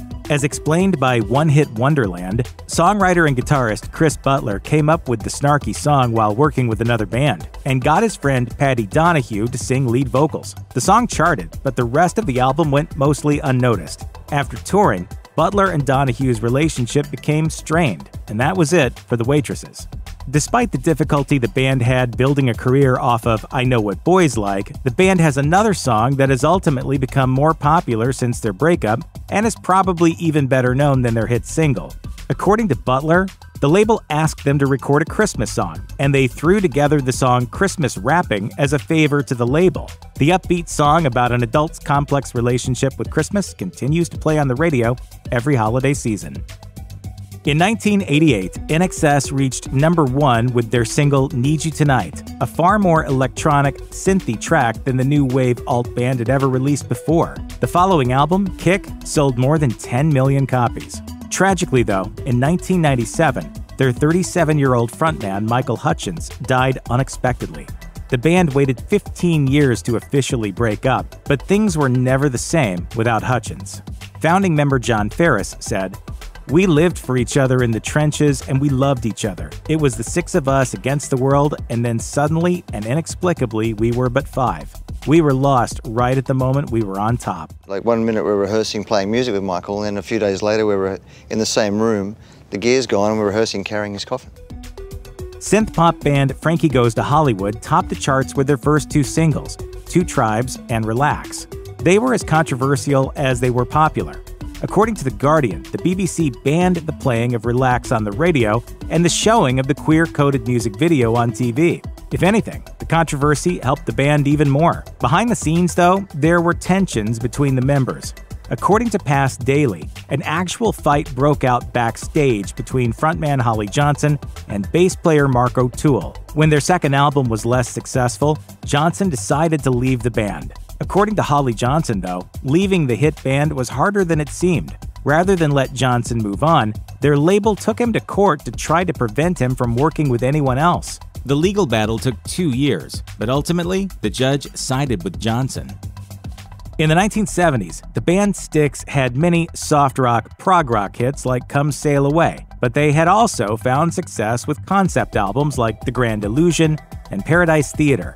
By the 80s, though, the public had had enough of concept albums, and even Kiss's popularity took a huge hit after releasing a concept album. The members of Styx agreed that it was time to leave concept albums behind, except for singer, keyboardist, and lead songwriter Dennis DeYoung. DeYoung pushed an idea for a concept album called Kilroy Was Here. While the album, and especially its lead single Mr. Roboto, did well, the rest of the band didn't like writing songs about robots or having to perform an elaborate performance on stage telling the complex dystopian sci-fi story that DeYoung forced them into. So, despite the album's success, or rather because of it, the band broke up. Berlin was known for singles like The Metro and No More Words and was tremendously influential in the 80s. Lead singer Terry Nunn stated, "When we started, there wasn't anyone else in America making electronic music. It was all punk and power pop.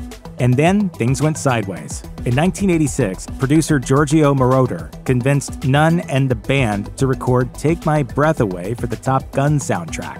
The song was an enormous success and made Berlin internationally known.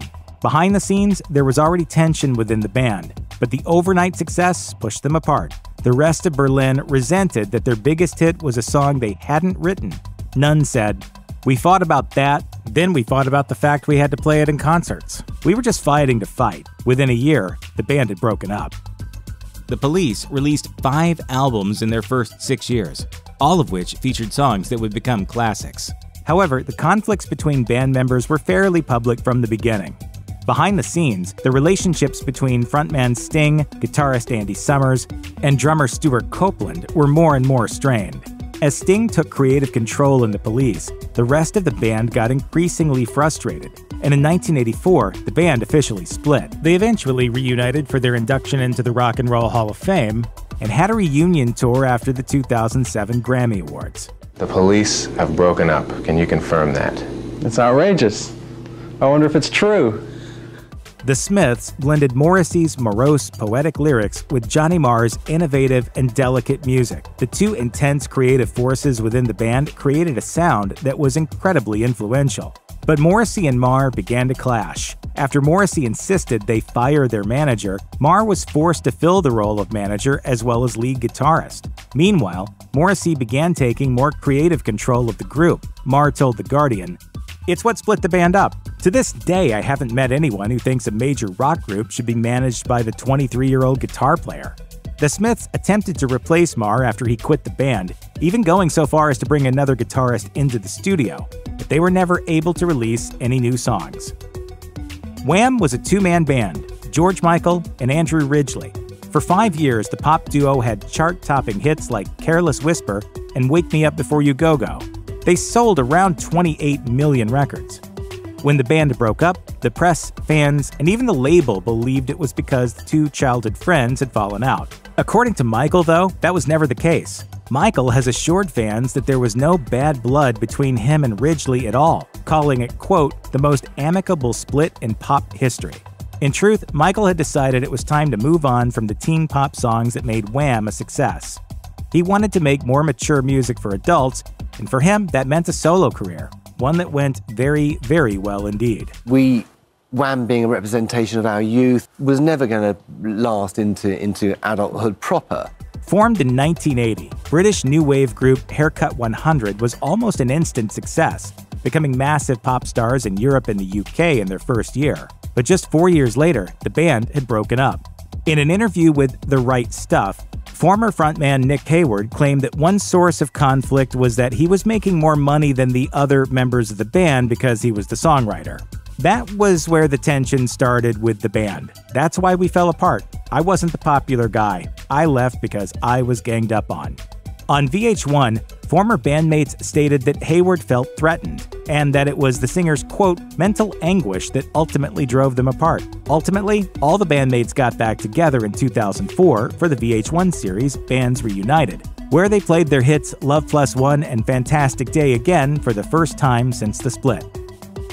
Probably best known for their #1 hit Don't You Want Me, post-punk synth-pop group The Human League was extremely influential, encapsulating the sound of the 80s and influencing many artists in following decades.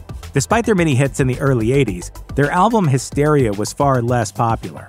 In order to make another album, Crash, the label suggested new producers, Jimmy Jam and Terry Lewis. It was a disaster. After non-stop infighting, the band left their producers to finish the album alone.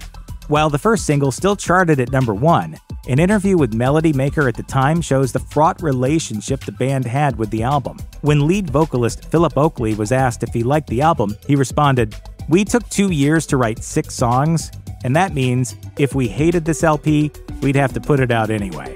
The Human League did not officially break up and continued to release some songs in the UK, but they never charted in the United States again. Van Halen's singer David Lee Roth and guitarist and songwriter Eddie Van Halen had worked together to record chart-topping glam metal rock songs like Jump and Panama, but the two had different goals for the band. Roth wanted to be the biggest band in the world, while Eddie wanted to mix it up artistically. Tensions escalated within the band about the direction they should take the music, forcing members into 2 clear camps. Eddie and engineer Don Landy in one, and Roth and producer Ted Templeman in the other. Eventually, it led to a split, with Eddie saying, "The band as you know it is over." He was right. The band continued, with new singers and a new direction, but it was never the same. Prozac urns, hip-hop collages, and fiery eulogies. How do you salute the life of a legend? Whitney Houston exploded into pop music stardom in 1985 with her self-titled debut album. She would go on to have a memorable career, but it all came crashing down when she was found dead in her hotel room in 2012. Heart disease and cocaine usage were found to have contributed to her death. While Whitney's funeral drew all kinds of A-list talent, it was not without its issues. First, Aretha Franklin, who was supposed to both attend and perform, had to cancel. Franklin apologized in her statement, revealing that her absence came down to her own health problems. Then there was Bobby Brown, whose dramatic relationship with Whitney had played out in the tabloids. Reporters would have further cause to pry into their relationship even after she died, when Brown suddenly left before the service had started. He later gave his version of what happened, claiming he left out of frustration after security kept moving him on. Brown said, "My children and I were invited to the funeral of my ex-wife Whitney Houston. We were seated by security and then subsequently asked to move on 3 separate occasions." Whitney Houston is buried at Fairview Cemetery in Westfield, New Jersey. Her epitaph reads, "The Voice, and I will always love you." George Michael dominated the 80s pop scene, first as one half of Wham and then as a solo artist, winning Album of the Year at the 1987 Grammys for Faith. Michael died on Christmas Day in 2016 from heart and liver disease. He was 53. It would be 3 months before Michael's funeral took place. Fans had no idea it had happened at all, however, until his family released a statement saying that the service had already concluded. It read, "George Michael's family would like to thank his fans across the world for their many messages of love and support. We ask that the family's wish for privacy be respected so that they can continue to live their lives privately, away from any media intrusion." After the way in which Michael was made into a punchline for much of his adult life, it's not surprising they would want privacy.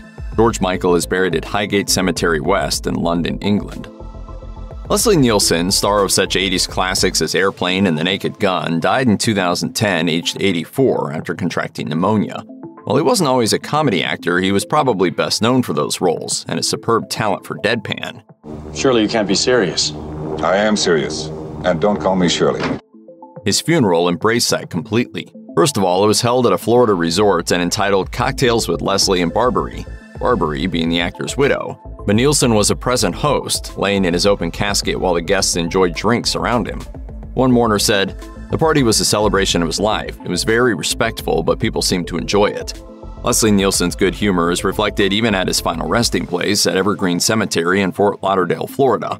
There, a simple flat stone with a plaque reads, "Let her rip." There's also a carved stone bench with the message, "Sit down whenever you can." In an interview, Nielsen once said, "That's my advice to actors. They say, give me a tip. How do you go about acting? I say, always sit down whenever you can." While he didn't live to see the end of the decade, the 1980s saw John Belushi hit the big time, most notably featuring on Saturday Night Live and starring in the Blues Brothers. In 1982, however, Belushi died of an overdose of cocaine and heroin. He was 33. Belushi's good friend and co-star Dan Aykroyd gave the eulogy at his funeral, although he almost acted more like a master of ceremonies.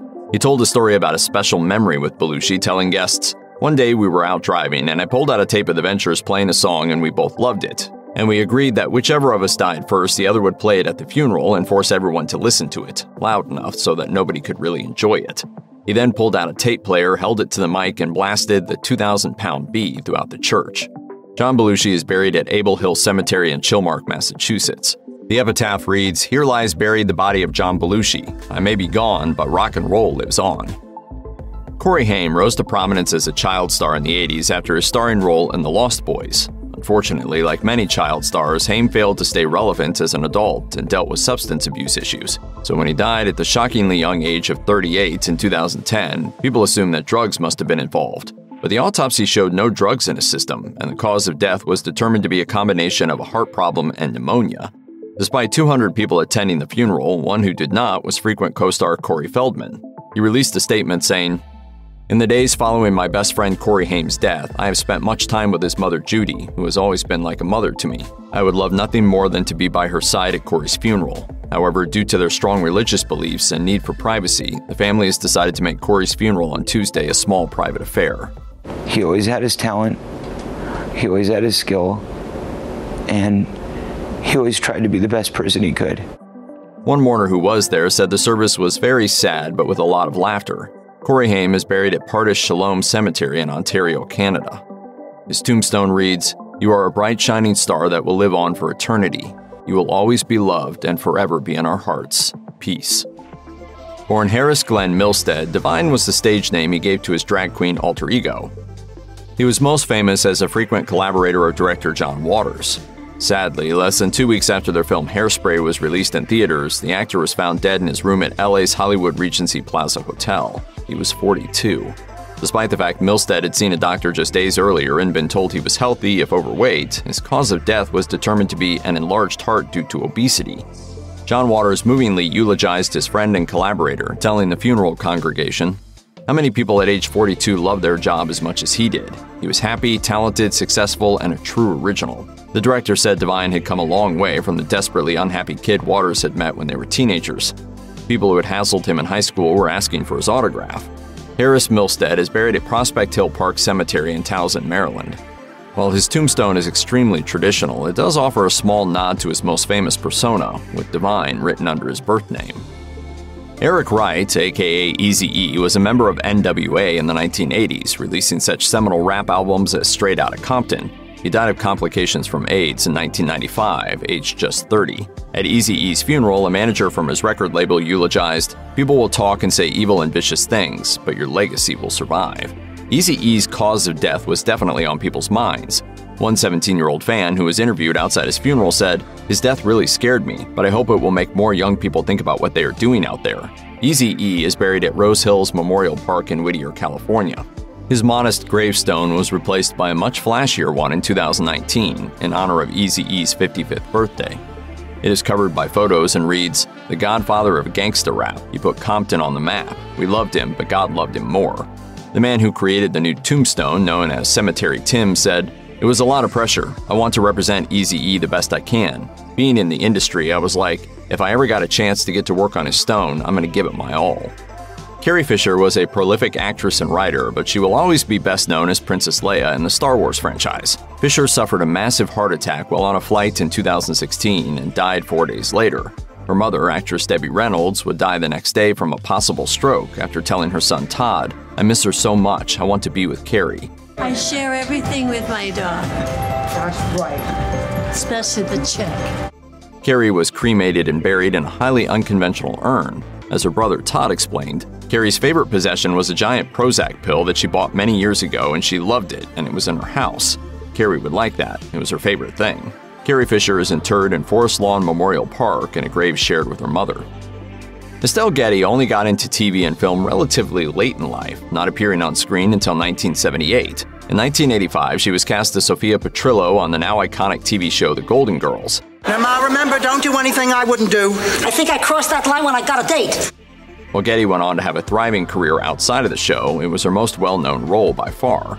Getty died in 2008, aged 84, having suffered from advanced dementia for years.